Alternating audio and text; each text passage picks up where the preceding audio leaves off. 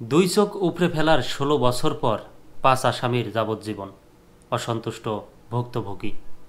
দীর্ঘ ১৬ বছর পর রাজিবুল আলম নামে রাজধানীর ডেমরার এক ব্যবসায়ীকে অপহরণ করে দুই চোখ উপড়ে ফেলার ঘটনায় দায়ের করা মামলায় ৫ জনের যাবজ্জীবন কারাদণ্ডের আদেশ দিয়েছেন আদালত।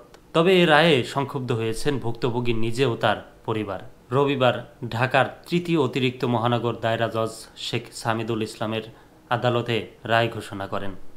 দণ্ডের পাশাপাশি প্রত্যেকের ১০,০০০ টাকা অর্থদণ্ড অনাদায়ে আরও ৩ মাসের সাজা দেওয়া হয়েছে।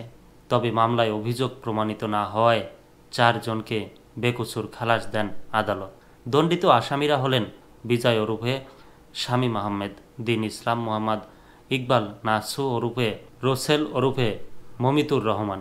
রায়ের পর তাৎক্ষণিক প্রতিক্রিয়ায় ভিকটিম রাজিবুল বলেন, আমরা ন্যায় বিচার পাইনি।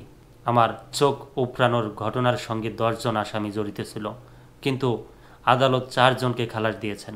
সমান অপরাধ করেও বাকিরা কিভাবে খালাস পায়? আমরা উচ্চ আদালতে যাব।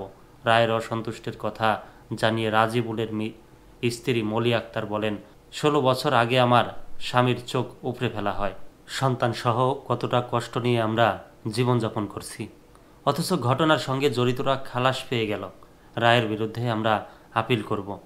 মামলার অভিযোগে বলা হয়, ২০০৮ সালের ২৭ নভেম্বর রাত ৮:৩০টার দিকে রিকশাযোগে ভিকটিম রাজিবুল আলম ডেমরায় বোর্ড মিল এলাকা থেকে ব্যবসার উদ্দেশ্যে রওনা হন।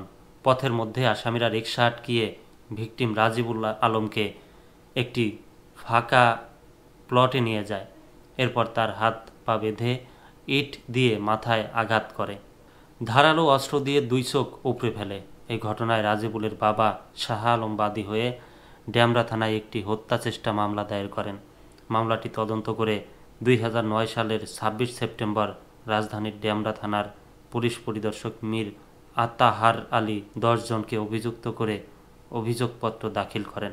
মামলার প্রধান আসামি রুবেল ২০১০ সালের ১৬ মার্চ র্যাবের ক্রসফায়ারে নিহত হয়।